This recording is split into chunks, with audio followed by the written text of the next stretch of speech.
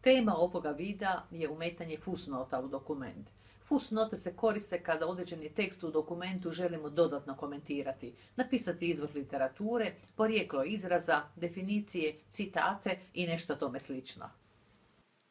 Fusnota se sastoji od oznake, to je najčešće broj, i sadržaja.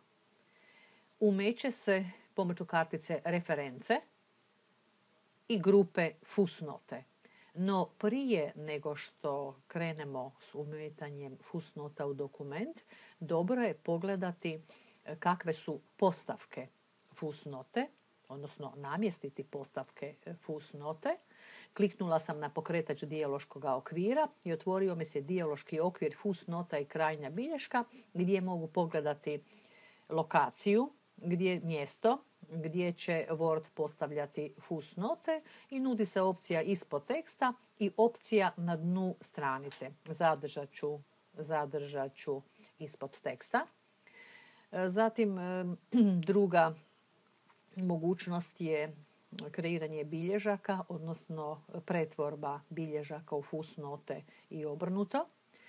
Zatim druga opcija je raspored fusnote, što neke starije varijante Worda i Officea ne nude. Radi se o tome da se sve fusnote mogu posložiti u 2, 3, odnosno 4 stupca. Ne moraju nužno biti u jednome stupcu.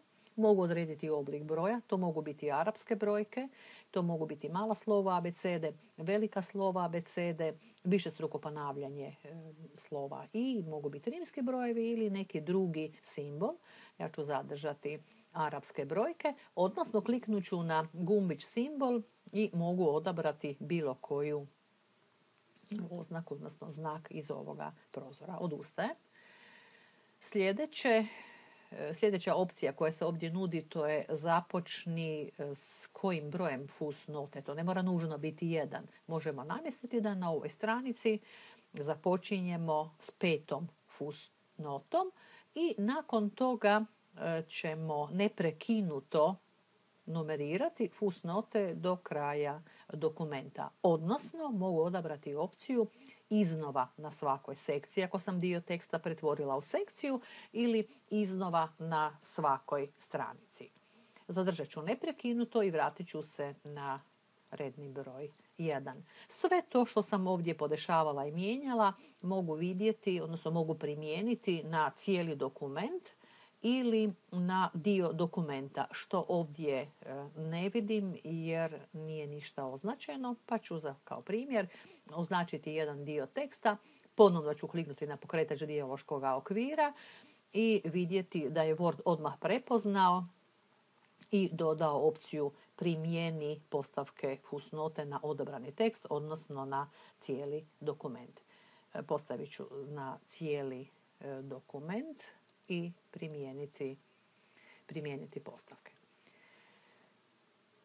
Umetnut ću fusnotu iza riječi američkim. Pravilo je da se ne ostavlja bjelina, odmah iza zadnjeg slova ili zadnjeg znaka valja postaviti kursor i kliknut ću na ikonu umetni fusnotu.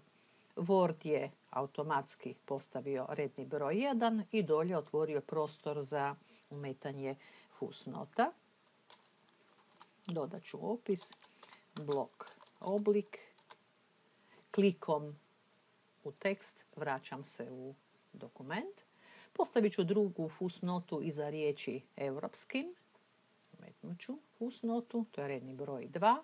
Dodajem tekst, stari ili klasični.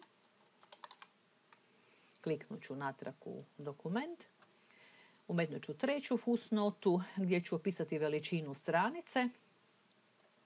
Postavljam kursor, umetni fusnotu, dodajem opis, page size. I sad sam se sjetila da sam preskočila jednu riječ. Željela sam dodati fusnotu iza riječi izborniku, no ne moram brinuti o redoslijedu brojaka jer će Word automatski renumerirati sve fusnote koje se nalaze iza naknadno umetnute riječi. Dakle, iza izborniku postavljam kursor, umetni fusnotu i to je sada treća fusnota, dok je veličina stranice automatski postavljena kao četvrta. Meni, dodajem tekst. Česta situacija je da u tekstu više puta moramo umetnuti istu fusnotu. Iza veličine stranice dodala sam opis, međutim i ovdje imam iste dvije riječi, znači isti pojam koji bi željela iskomentirati, no ne želim otvoriti petu fusnotu, nego se referirati i pozvati na fusnotu broj 4. Kako se to onda radi? Valja kliknuti u grupi opisi na unakrsnu referencu, podesiti vrstu reference, to je fusnota, nije knjižna oznaka, nije krajnja bilješka, dakle fusnota. Odrediti referencu, odrediti fusnotu, kakvu želimo. Mogu birati broj fusnote, međutim neće mi Word automatski staviti broj u eksponencijalni oblik, zato biram broj fusnote oblikovan. I sljedeće što moram odrediti, a na koju fusnotu se želim nadovezati, na četvrtu, page size, umetni, zatvori i isti redni broj 4 je i na ovoj bilješci, odnosno fusnoti.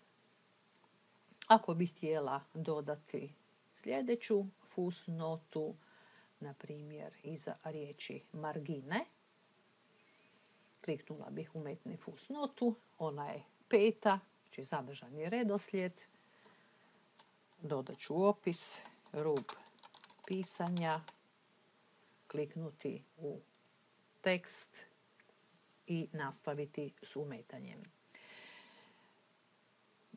Krenemo li mišem do oznake fusnote, možemo u oblačiću iščitati što piše. Postavit ću se u drugoj fusnoti, stari i klasični, ali zaboravila sam dodati oblik.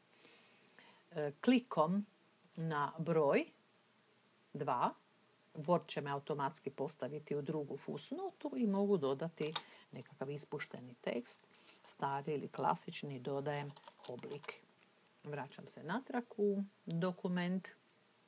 Fusnote se mogu i premještati s jednog mjesta na drugo, znači bilo gdje u dokumentu. Na primjer, ako bih htjela premjestiti 5. fusnotu, označit ću broj fusnote, izrezati i dodati ovdje na ovu riječ margina, zalijepiti i premještanje je napravljeno. Fusnote se mogu i brisati tako da se označi broj fusnote, označit ću 5 i delete izbriše. Nestala je iz teksta dokumenta i dolje iz popisa. Želimo li promijeniti stil navođenja fusnota, na primjer iza teksta postaviti na kraj stranice, možemo i nakon što smo umetnuli sve fusnote u dokument, tako da odemo u reference, pokretač dijaloškog okvira fusnote i biram lokaciju fusnote, ne želim ispod teksta, nego želim na dnu stranice. Primjeni i automatski su fusnote na dnu stranice.